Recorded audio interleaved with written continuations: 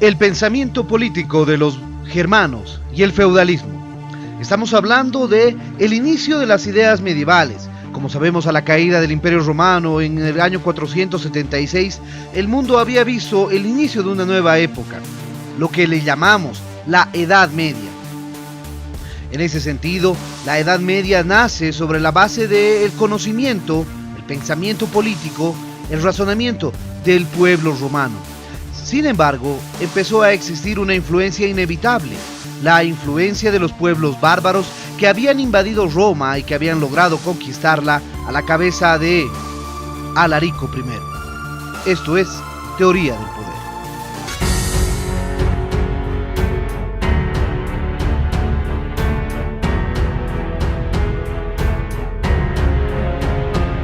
El poder y la libertad, los principios y anhelos humanos que han marcado la historia y marcarán el futuro de la humanidad. Acompáñenos a tratar de entender por qué la humanidad busca tanto el poder y persigue permanentemente la libertad. Veremos.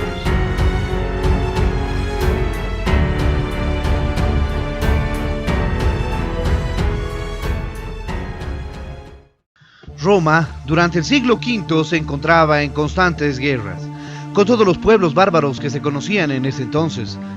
Lombardos, longobardos, godos, visigodos, ostrogodos, francos, hunos, anglos, sajones, todos se encontraban en guerra con Roma, y por eso Roma estaba en una permanente situación de crisis política e inestabilidad social.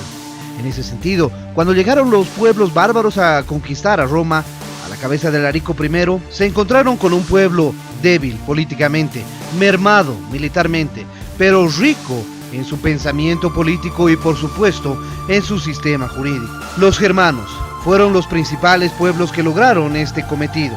Los invasores germánicos adquirieron preponderancia política entre los siglos VI y IX y se proclamaron continuadores del Imperio Romano. Carlomagno adoptó los títulos de emperador y Augusto, pero jamás perdieron su propio carácter germánico.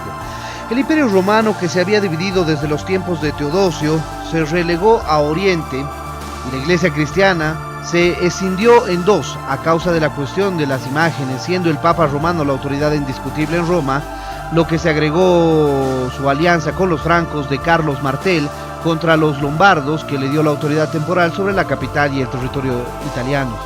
Con estos sucesos podría asegurarse que Europa occidental dominaba por los invasores germánicos, pero donde se atenuó la supremacía de la Iglesia, ya que los bárbaros comenzaron a convertirse al cristianismo, se definió como un mundo distinto al de la Europa oriental, no solamente en lo religioso, sino también en lo intelectual y en lo político. Durante este periodo de las invasiones germánicas no se produjo, sin embargo, ningún florecimiento de la teoría política ni de la filosofía. Los germanos, de inmediato, no pudieron asimilar los fundamentos del conocimiento greco-romano antiguo. La época de Carlomagno apenas si fue un chispazo en ese sentido. Sin embargo, el pensamiento político antiguo no sufrió un corte brusco ni definitivo, sino que se mantuvo supérsite en el fenómeno del desarrollo del cristianismo. Las instituciones de la sociedad germánica. Las tribus germánicas que fueron descritas por Julio César y el historiador Tácito se encontraban ya en el estadio superior de la barbarie. Como los griegos de los tiempos heroicos, estaban dedicados preferentemente a la crianza de la ganadería en transición a la agricultura. Los terrenos de pastoreo no estaban individualizados y eran de uso común de la tribu. También las parcelas destinadas a la agricultura eran de propiedad comunal, aunque ya se nota ciertos atisbos hacia la propiedad individual por parte de los jefes. No existía intercambio comercial propiamente, sino una economía de trueque. La familia estaba formada por los padres, los hijos y los criados. Se practicaba la adopción, por lo cual alguien de sangre extraña era considerado por una ficción religiosa como de la propia sangre de la tribu.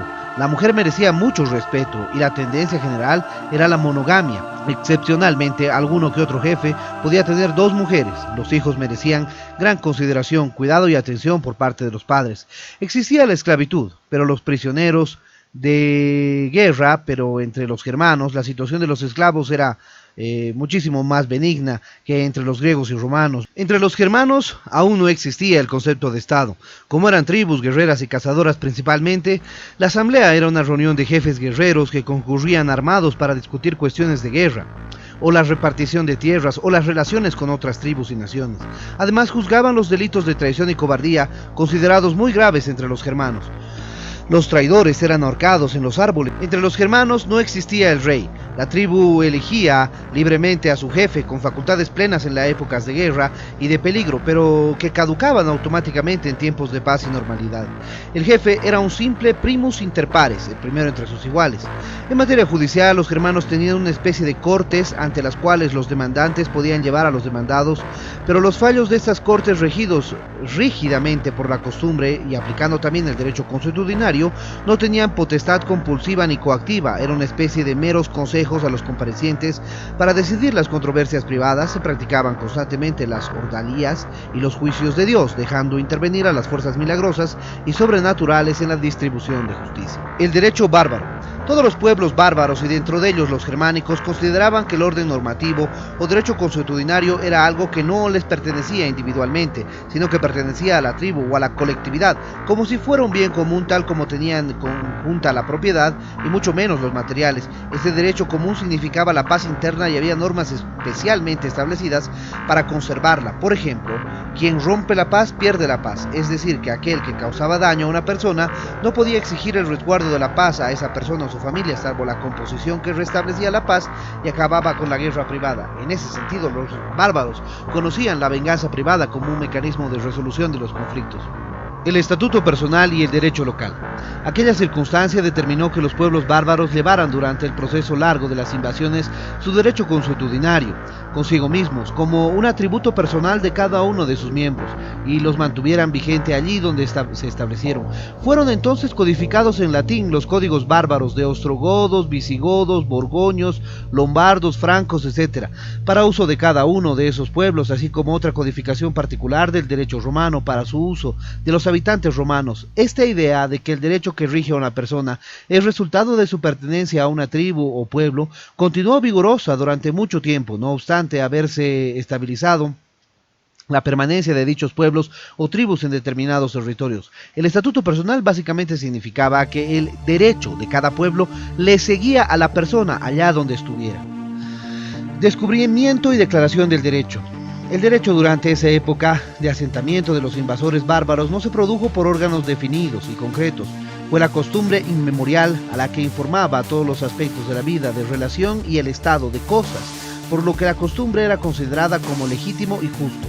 Por consiguiente, dada la lenta evolución de una estructura económica y social siempre con la del medioevo, no se trató de crear nuevas normas jurídicas, sino de encontrar a las antiguas, o sea, aquellas que dejó la costumbre. Desde ese punto de vista, los reyes germánicos y especialmente los francos no crearon un sistema de legislación, sino que impartieron instrucciones a sus autoridades subalternas para ver la forma como resolver los asuntos de su competencia, es decir, que los capitulares no sancionaban una norma, sino que basadas en el conocimiento de la práctica consuetudinaria, establecían cuál era la norma más antigua, llevando de esta manera el derecho a la superficie de los actos del gobernante, es decir, descubriéndolo con mayor claridad. Si un estado de cosas persistió y permaneció durante mucho tiempo, era de presumir que sus fundamentos eran justos y de legítima razón, y el rey no inventaba ninguna norma cuando declaraba vigente aquel estado de cosas. Es por eso que se creó una permanencia inevitable del derecho romano, especialmente de las instituciones del derecho privado en Roma. Obediencia del gobernante a la ley.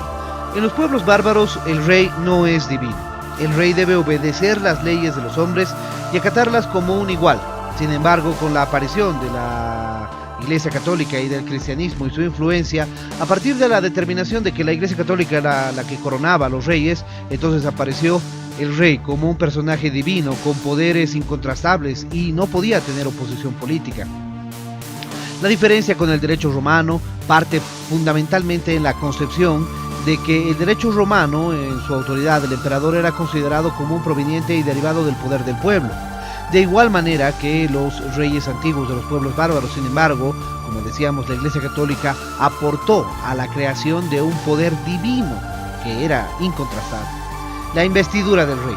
La misma vaguedad existía en lo relativo a la investidura del rey. Generalmente se consideraba más tarde que tal investidura procedía de la elección y no de la sucesión hereditaria, pero durante la Edad Media se afirmó la idea de la sucesión hereditaria y además que procedía de la elección y la herencia, que además era ejercida por la gracia de Dios. Es por eso que el Papa era el único que tenía la potestad de coronar al rey y en ese sentido declararlo como el encargado de Dios sobre su territorio, sobre su reino.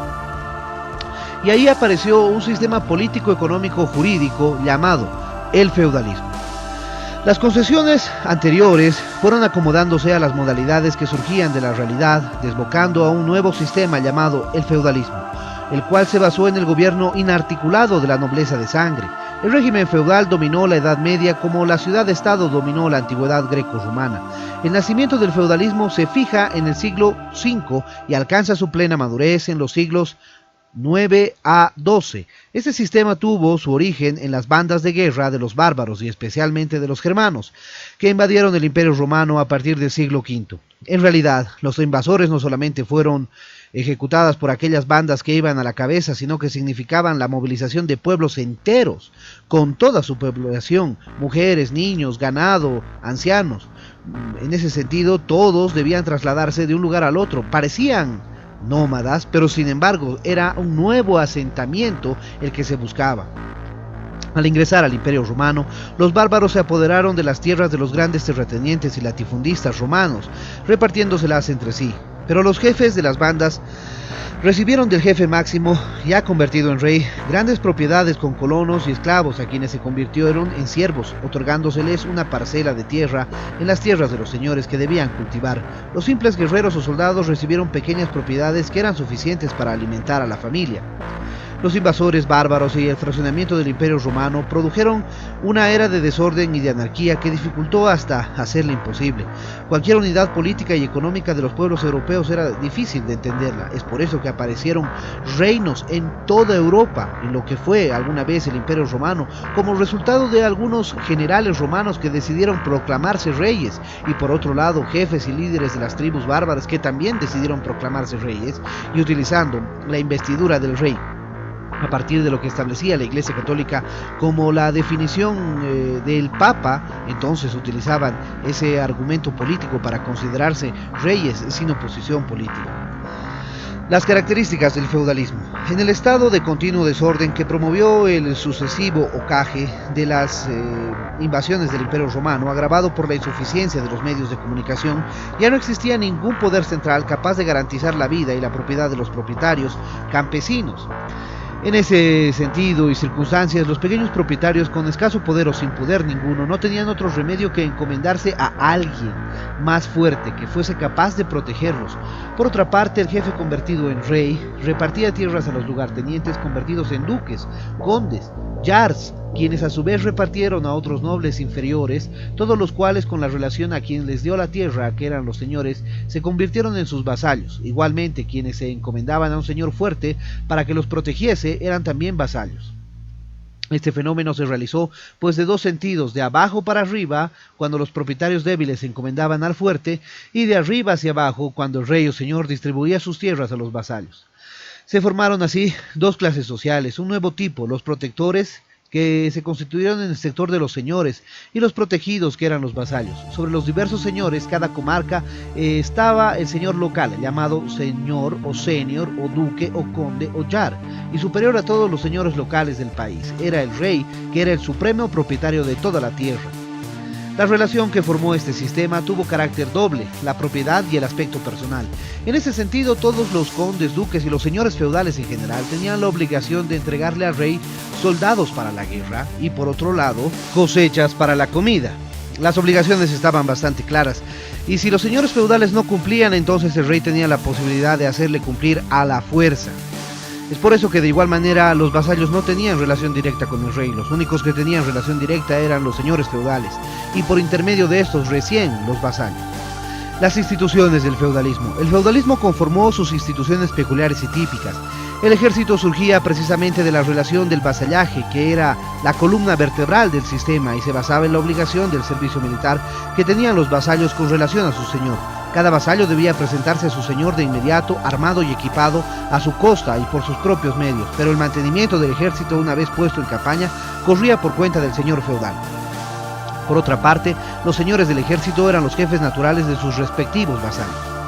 La economía feudal. En el feudalismo toda la economía gravitaba en la producción de la tierra y por eso era indispensable para el señor contar con los siervos que trabajaban sus posesiones. La belicosidad general, que cuando no había guerras públicas o nacionales fundamentaba en las guerras privadas de señorío o señoríos, determinó el aislamiento receloso de cada castillo feudal y la pretensión de realizar la autarquía sobre la base de la limitación de las necesidades y de realizar la producción dentro del ámbito señorial. El vasallaje feudal. El sistema feudal se fundó sobre las relaciones típicas del vasallaje, que suponían una diversidad de relaciones separadas y exclusivas entre un señor y su respectivo vasallo. Resultaba así que el rey no se relacionaba directamente, como hemos dicho, con los vasallos, sino a través del señor feudal. La corte feudal, una institución típica del feudalismo medieval, que la corte feudal consistía en la formación de un consejo del señor feudal con sus vasallos para resolver conflictos o diferencias surgidos entre aquel y uno o algunos de estos, o solamente de estos con referencia a sus relaciones feudales. En ese sentido, cada señor feudal contaba con sus abanderados, y los abanderados formaban la corte feudal. De igual manera, el rey contaba con determinados señores feudales para formar la corte del rey. Servidumbre de los campesinos. Si la economía feudal fue completamente agraria y quienes trabajaban los campos eran los siervos, todo el peso del sistema descansaba sobre la servidumbre de los campesinos. El siervo era el trabajador de la tierra que no podía sustraerse de esa condición y que transmitía a su descendencia a los antiguos habitantes de las tierras invadidas por los bárbaros, ya fuesen esclavos o ya fuesen colonos, campesinos libres, fueron sometidos a los invasores a la condición de siervos. La servidumbre difiere de la esclavitud, aunque siempre ha sido otro sistema denigrativo de la dignidad humana. El siervo debía cultivar la tierra del señor feudal y obligatoriamente convertirse en un instrumento tan consustancial con la tierra que era algo así como un apero de labranza o un buey que era parte del campo. No se podía transferir la tierra si no era junto con sus vasallos, venían acompañados junto con la tierra. El feudalismo y la comunidad política. El feudalismo contiene una marcada tendencia a sustituir la autoridad pública del Estado con una compleja red de relaciones privadas del señor y vasallo.